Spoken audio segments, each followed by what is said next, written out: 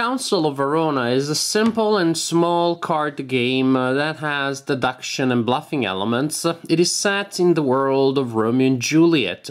People in Verona are now fed up with the continuous quarrels between the Montagues and the Capulets, and they have decided that it's time to choose who gets to stay in the city and become part of the council and who has to go to exile.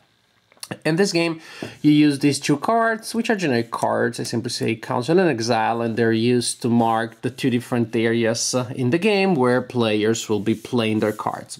Each player also has a set of tokens with numbers that are 0, 3, 4, and 5. If you're playing with 3 to 5 players, you do not use the 4. If you're playing with 2 players, you also use the 4. So each player receives a set of tokens such as this one, and the tokens are kept face down in the play area of each player. The other players must not know where you're placing your tokens and what you're doing with them and which are the tokens that you're used in any given part of the game. And then you have the cards, the main elements in the game. The cards are shuffled together, and there's a slightly different way of dealing out the cards depending on the number of players. But in most cases, how it works is that you shuffle the deck of cards, you deal each player a card randomly, and then the remaining cards are passed around. So each player will receive the deck, they'll go through the deck and they'll choose a card to add to their hand, then they give it to the next player who also chooses a card, and then so on and so forth. And you keep going around until all cards but one have been assigned, and that last card is discarded. It is not used in the game. Also, not all cards are used in all games. Cards that are marked with a 5 here are only used in a 5-player game. So, whichever the way you are assigning cards, when the game is ready to start, the players will have a hand of cards. Each player will have a hand of cards, such as these ones, for example. How does it work? It is exceedingly simple. When it is your turn, you must play a card. And you play a card face up, either in the council area or in the exile area. They recommend that you place them in a T position, so there is no possibility of ambiguity as to which character is in exile and which character is in the council. So you must play a card. Then some cards have abilities. If you played such a card, as you're playing it, you can resolve the ability described in the text, so it is self-explanatory. After that, you have another option, which is you can place one of your markers in any one open space on the cards that are available on the table and that have such spaces. Cards with abilities do not have those spaces. So, for example, this time I do this, and then next turn the opponent plays that card and decides to put a marker there, then the opponent places a marker there. So on and so forth. As the game progresses, cards will be placed on the table, will form the council. In the exiled area, players will assign their tokens, and the game continues like this until all cards have been played. When that happens, if players still have a token, each player still gets a chance of placing a token on one of the spaces that are still available. And at that point, the round is over. Then you score points. Cards that have spaces where you can place your markers have agendas, which means a condition that the card needs to meet for the card to be able to score.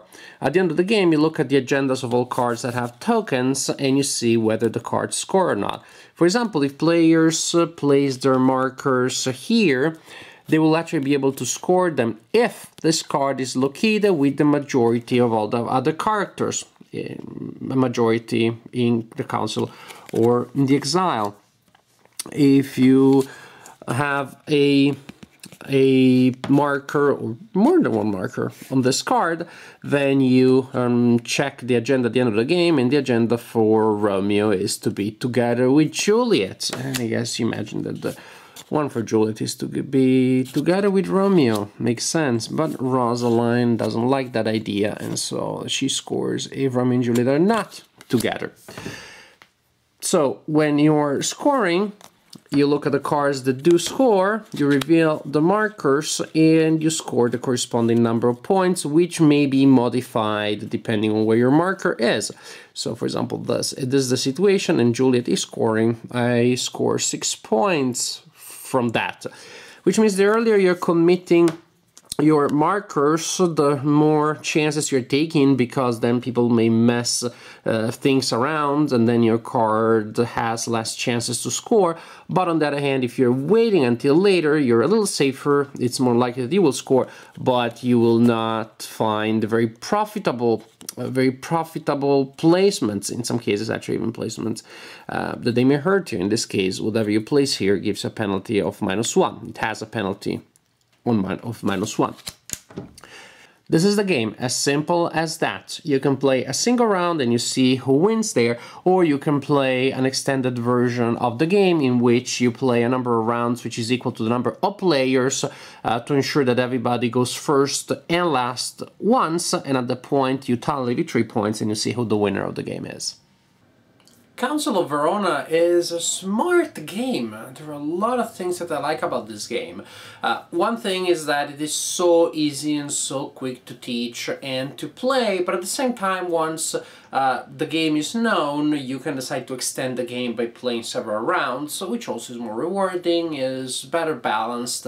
But I like the fact that you can use it as a filler, or you can use it as a game that commands more time, that requires more time and commands more respect during a game night.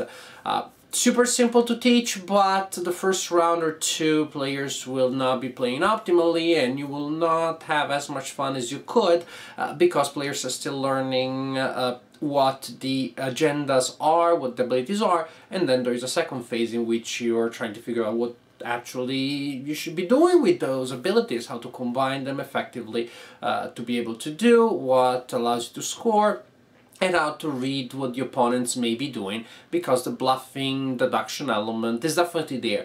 It's not huge, it's not this is not the resistance in that sense, but it is there. The opponent may be bluffing and trying to go for a certain strategy, but if you use an ability that allows you to look at the marker and you see that the opponent has committed a 0 to a certain card, then maybe the opponent is not actually trying to score that card. There are the ways in which effects can be combined to create different nuances of this kind. I'm not going to go into those also because discovering those is part of the fun. So first you need to learn the effects and the agendas, then you need to learn how to use them. And the first time that you play the game, probably the drafting phase will take a while because players are becoming familiar with information and they are trying to devise their strategy. Probably at the beginning it will take you almost as much time to the drafting than to play the game. Later, players develop general heuristic systems in which, based on the card that they receive, they get a general sense of what they want to do about that and around that, and so the drafting becomes much faster and does not hinder the enjoyment of the game. Which something from the rules I was a little bit afraid, oh gosh, this is going to be too long and too boring. Not a problem at all. So a couple of rounds to become familiar with the game, and then the game really is fun to play. But what I like is that it has enough thinking that you do get the sense that it is a game that rewards good planning, rewards good reading of the opponent's intentions, requires being able to create certain synergies among cards, but at the same time is not a brain burner in any sense. It really strikes a good balance, a good deal there between simplicity of the rules and of the general strategy. It's not like you have a million different things that you can do. You will rarely be crippled by the burden of choice, especially because you have a hand of, say, 3 cards and just a couple of spots where you can place your tokens.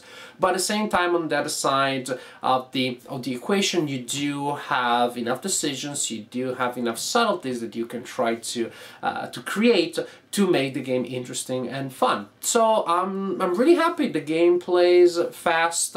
you often get into this one more round psychological mechanism, and you realize that you've been playing it for much longer than you originally intended, but you have had fun while you're playing it, so that's not a big deal.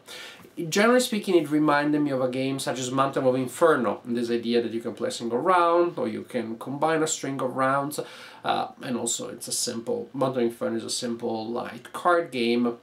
That one has a spatial element, this one doesn't. The theme is not really there. Does at the core does feel like an abstract game. Yes, certain characters are trying to achieve a balance in the council. Certain characters are trying to send most people to exile. I think, in a sense, actually, if I look at the text and I think what went behind, I think it's remarkable that they did manage to find something here, at least to have some pictures on the cards, and the art is very simple, but it's not unpleasant. But definitely it is not a game that will make you relive the agony and tragedy and passion of of Shakespeare's tragedy, or of the original short story from Italian literature that the play is based on. The story's not there, the theme is not there, it is, at the end, an abstract game, and I'm saying this in the most neutral and technical term. There are cases in which a game feels abstract and I don't like it, because then the mechanics are not all that interesting. Then you do not have a mechanical do not have mechanical interest, you do not have thematic interest, not much is left. Here the theme is not there, but the thinking that goes behind what the mechanics allow you to do is interesting enough to make the game worth it. So Council of Verona, it is small, it is portable, it is not expensive, and it is a game that you can pull out, play quickly, teach quickly, and pack away. It could be a perfect filler or a warm-upper or like a lunch break type of game. Definitely is a game that I'm happy to have in my collection.